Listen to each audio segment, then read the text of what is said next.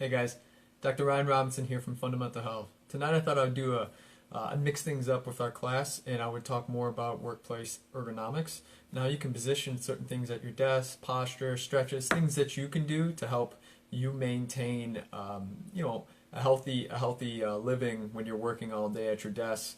Depending on what you're doing, but most people work at their desk to a certain degree, or at least a big part of their day, and oftentimes repetitive stressors, fatigue, these certain problems set in from just you doing your job. So I want to give you some strategies to take care of those problems.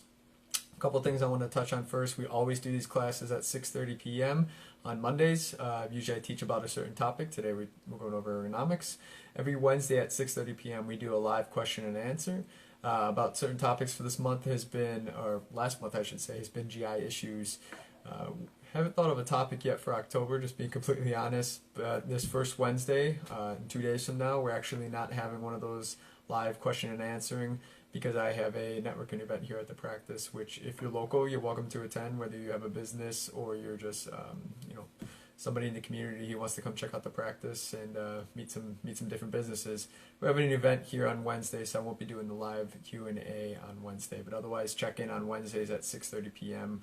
We have a live question and answering with me.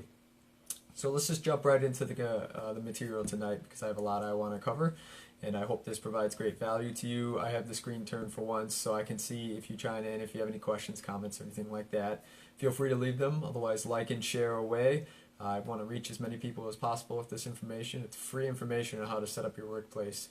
I'm going to go over what you should do and a lot of what you shouldn't do as well. So you can see this is my front desk area. The way it's designed due to outlets and everything else, it's not designed very optimally, so I don't recommend having this kind of setup first and foremost. So if you're looking at stuff right now and you're trying to take notes of, ooh, I need to copy this, don't necessarily copy me. Do as I say, not what this looks like. I'm not spending a lot of time here anyways. But the first thing you want, obviously, is a clean workstation. You want papers, everything out of the way. You want to be nice and organized. So you're not constantly reaching around and trying to do a bunch of different things all at once. There's something to being clean and organized that's going to help you do your job better, and it's going to help take a lot of strain off your body. And if you're feeling stressed too, it's going to help take away that stress as well. So another thing I want to touch on, nowadays we do a pretty good job of it, but you want to limit a lot of the phone on the shoulder just like this. As you can see, your neck's cocked to the side like this for long periods of times, depending on the call, especially if you're making and receiving calls throughout the day. This kind of motion to one side is really straining the neck in certain positions, and it's going to cause you a lot of issues. So if you have a headset, or you can do speakerphone or something like that, if you have like an office where you can close the door, those strategies are going to be a lot more beneficial for you because you're able to maintain your posture and you're not trying to hold the phone or something like that, or use your arm to hold it and then you're stressing the shoulder more. So limit those movements as much as possible. So I want to talk quickly about the monitor, keyboard, and mouse setup. Okay, first and foremost, monitor. You want about your arm length away. Okay, that's far enough. If that's hard to see, you may need glasses, or you may need to bring it closer at that point. But it should be about arm's width away. The height of it. The height of it here should be about an inch higher than eye level. So this is actually not a bad setup here. I could actually have it a little higher and angled down as well. What you don't want to do is you don't want to be looking up like this, or you don't want the screen so low that you're looking down like this all the time. Once again, that's putting a lot of strain on the neck. And if it's too far and you need to go closer, oftentimes we're leaning like this because we're in front of a desk. Once again, that's going to put strain on the neck, strain on the upper back as well.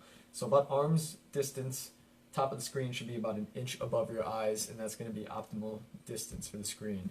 Keyboard and mouse, you want as close as possible. Now I have mine pushed farther away, but you want your arms tucked in nice and close. You want everything right here at your disposal. Okay, arm height.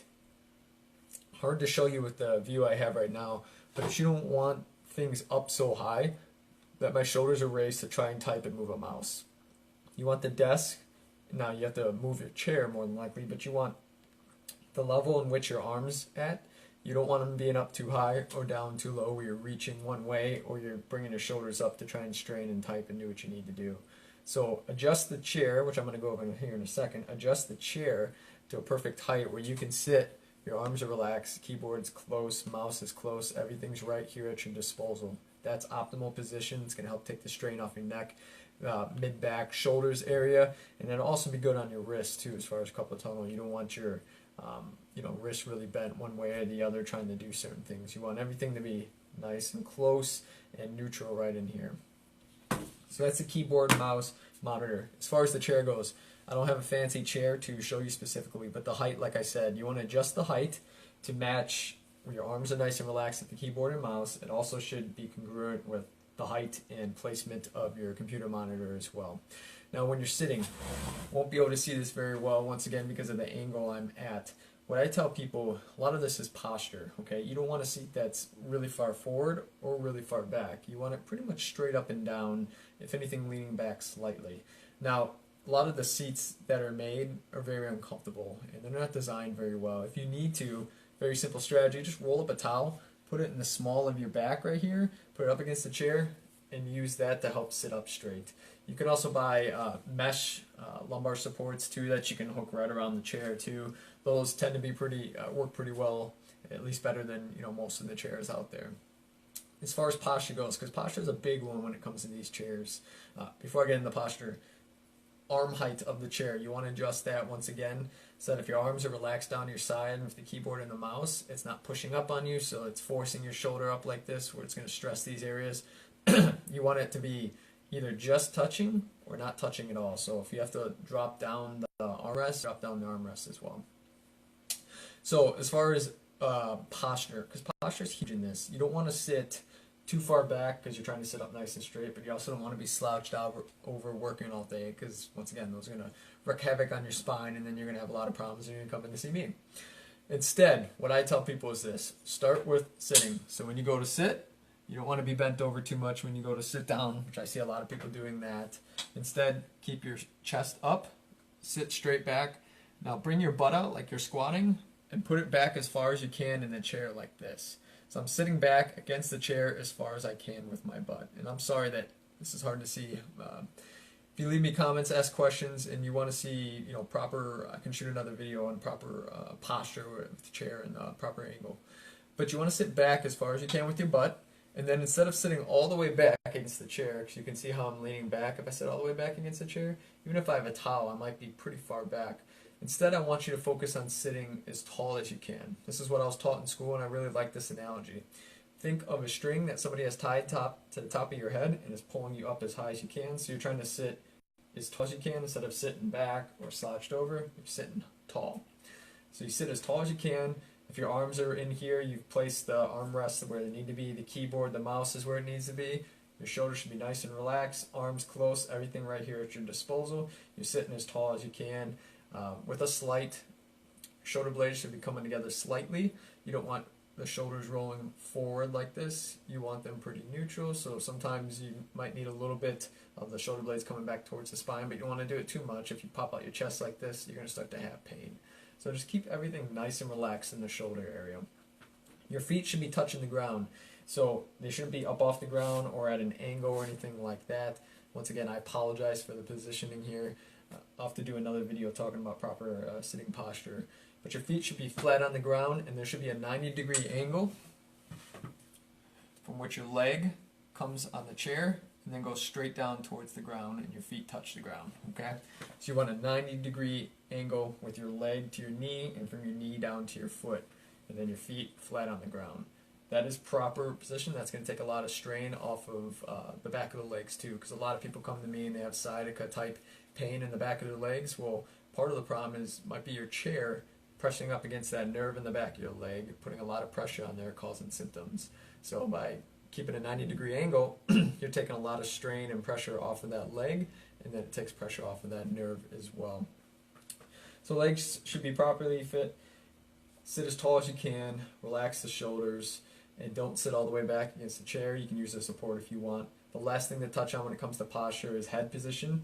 You don't want the head too far forward, so we get in this position all the time, trying to read stuff and do stuff. That's going to put a lot of strain on your neck.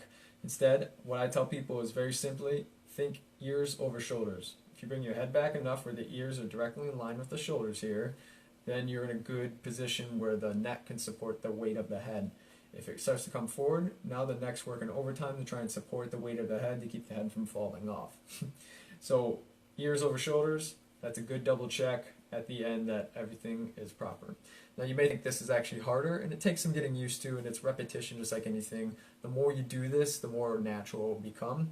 But you want to keep doing these things, correcting yourself, and like I said, this will become a natural habit for you, and you'll actually start to realize it takes a lot of stress, and it's a lot easier on the body than you may think. So that's the posture.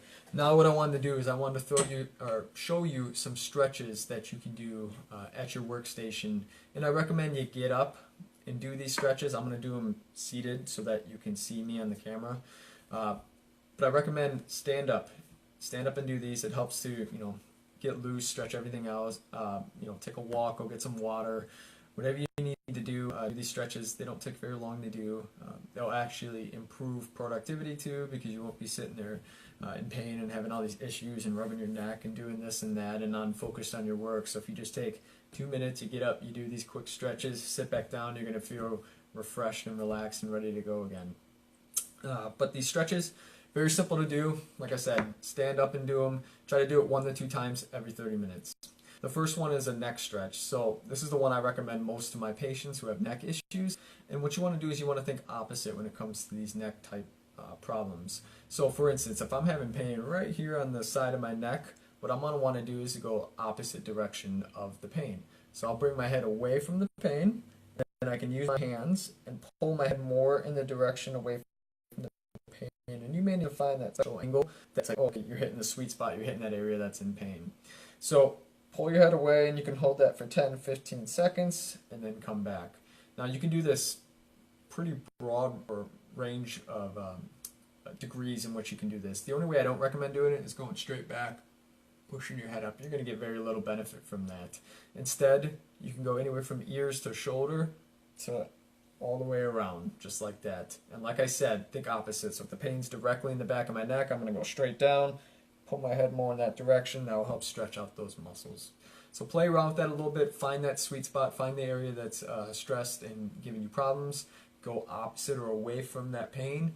Use your hands to pull your head more in that direction. Hold it for 10 seconds. It's really going to loosen everything up in those areas.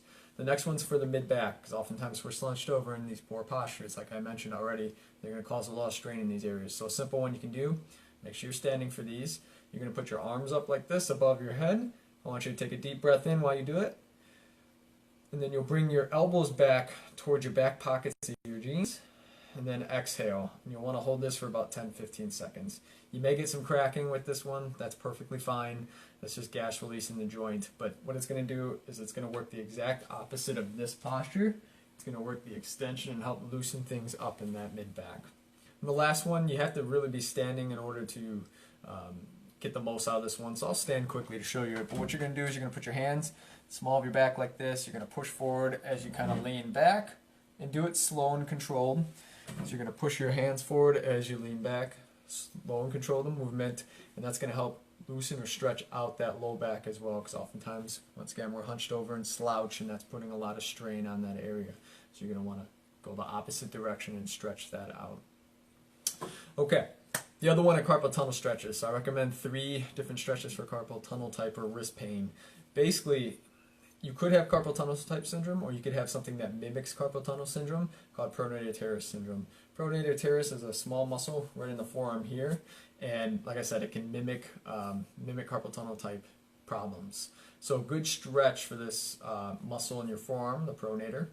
What you want to do, you want to put your arm like this, and once again, stand for these. I should be able to stand and show you this one. Put your arm out like this. You're going to use your other hand over these fingers, and you're going to pull this arm down more in this direction. Now when you get down farther, turn your fingers in towards your body as you come down and straighten your arm out, and that will help you get the most beneficial stretch for that muscle right in that area. And obviously do it both ways, but once again, you can hold that 10-15 seconds as well. Now, another problem, carpal tunnel, you have these muscles that come across here to allow your hand to do this. So oftentimes, this is the problem area. This is where you're having pain and symptoms and other things, so you want to stretch this area out.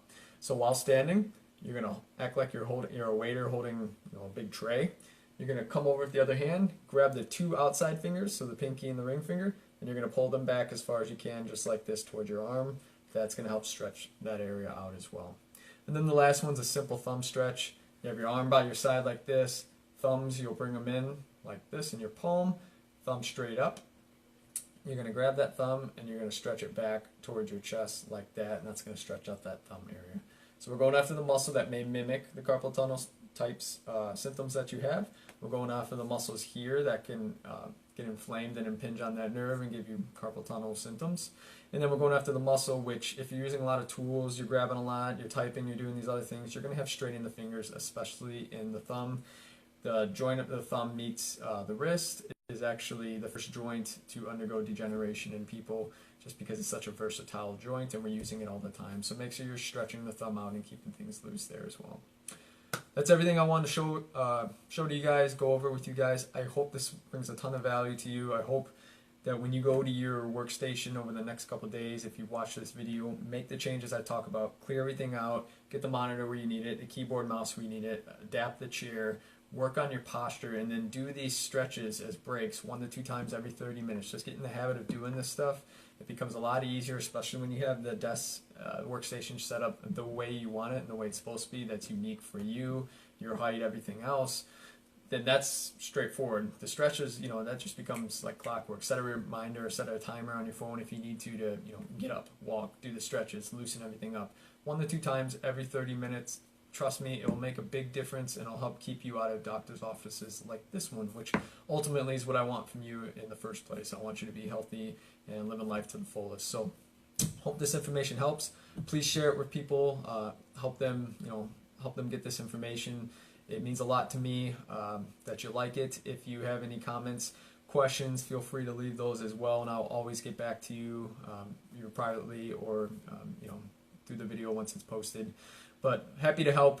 Quick reminder before I wrap up, we do these videos every Monday at 6:30. Please tune in to watch them. Invite friends to watch them. Make this a routine. I do these classes every Monday night at 6:30 for a reason. It's to teach, it's to give back, it's to talk about different topics.